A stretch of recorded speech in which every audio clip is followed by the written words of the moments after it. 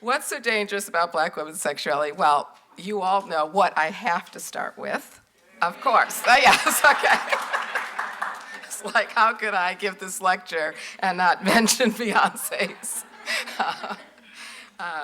Super Bowl performance? So, as the whole world knows, 100 million people around the world know, Beyonce surprised the audience at the halftime show by performing her newly released video, Formation, live, backed up by an entourage of black women sporting clearly, for those who know the history, Black Panther Party afros and berets.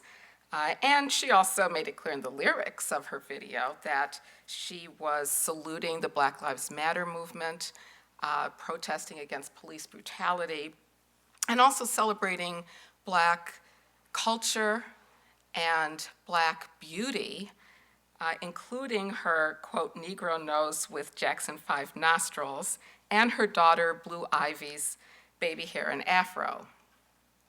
And by and large, at least from what I can tell from Black Twitter, Black people cheered her message.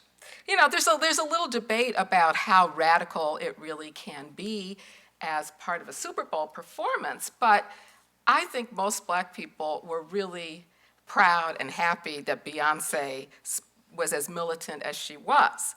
Now, white America, on the other hand, reacted, at least much of it reacted quite differently, swiftly condemning Beyonce for her anti-police performance.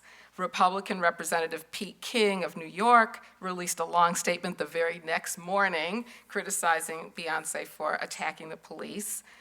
Former New York City Mayor Rudy Giuliani appeared on Fox News, and he had the same message, and then he reminded the audience that the Super Bowl is intended to entertain middle America. So, quote, let's have decent, wholesome entertainment. Eventbrite posted a notice for an anti-Beyonce protest rally at NFL headquarters to denounce her rape-baiting stunt. I don't think it took place. It was supposed to take place yesterday, I think. Did it happen? I don't think so. No, okay. No one showed up, okay. But we were called to, at least white people were called to denounce Beyonce. So Beyonce's popularity is astronomical, and it has cut across racial lines. Forbes magazine, in fact, named her the most powerful female musician of 2015. So why did her performance this time seem so dangerous to white people? Saturday Night Live gave one answer. Have you seen it? A comedy skit called The Day Beyonce Turned Black. And the skit shows white people realizing for the first time, because of the way, you know, her entourage at the Super Bowl, that she is black. And what scared them, you know, the whole skit shows them just totally terrified out of their wits that Beyonce is black. And what scares them the most is that little white girls have been consuming and dancing to her dangerous message and blackness all this time without their parents realizing, you know, what was going on, how they were being brainwashed, placing them at risk of becoming black themselves. And there's one scene where a white mother opens a bedroom door and her little girl is facing away from her with earbuds in, and she says, "Honey, what are you listening to?" And the little girl turns around and she's black. And the mother goes, "I know!" You know? And then one of the two black women on Saturday Night Live, the tall one, says, "What are you doing? That's my daughter. You know, we're over. She's here for a play date, and your daughter's over there. She's still white." You know.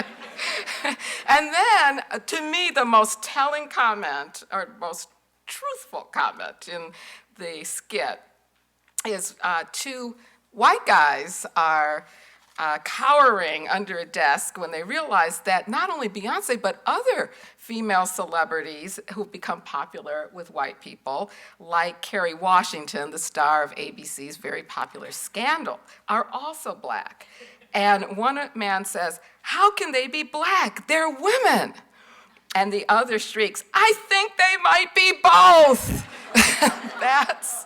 That's what is so terrifying to these white men. Her performance is extra scary because it implicitly combines sexuality and politics wrapped in a body that's at once black and female.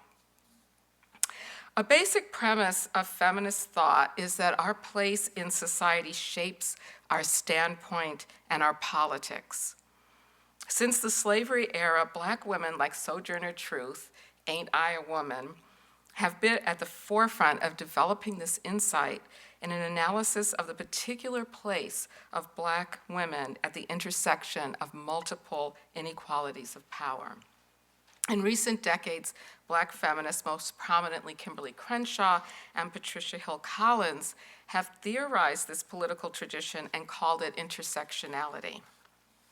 The opening paragraph of their pioneering 1977 statement, the Combahee River Collective statement, explains, "We are a collective of black feminists who have been meeting together since 1974. The most general statement of our politics at the present time would be that we are actively committed to struggling against racial, sexual, heterosexual, and class oppression, and see our particular task the development of integrated analysis and practice based upon the fact that major systems of oppression are interlocking. The synthesis of these oppressions creates the conditions of our lives." Classic statement of intersectionality from 1977. I want to home in on one sentence in their statement that pinpoints why black women's particular position in these interlocking systems of oppression makes their sexuality so dangerous. Quote, "Black women have always embodied, if only in their physical manifestation, an adversary stance to white male rule, and have actively resisted its inroads upon them and their communities in both dramatic and subtle ways." So they're saying that black women embody a political position, and it's a political position that's adversarial to white male rule.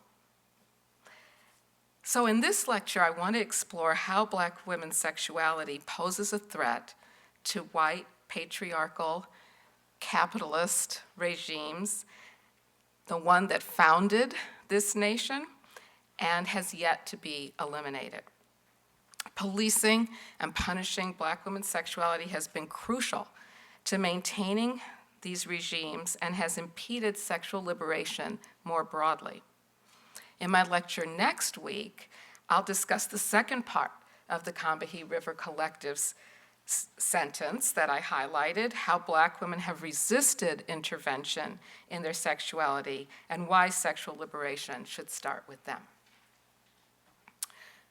Though it's often left out of analyses of US biopolitics, regulating black women's bodies has been absolutely crucial to the relationship between race and gender and biology and power from America's origins to the present day, spanning the slavery, Jim Crow, and neoliberal eras.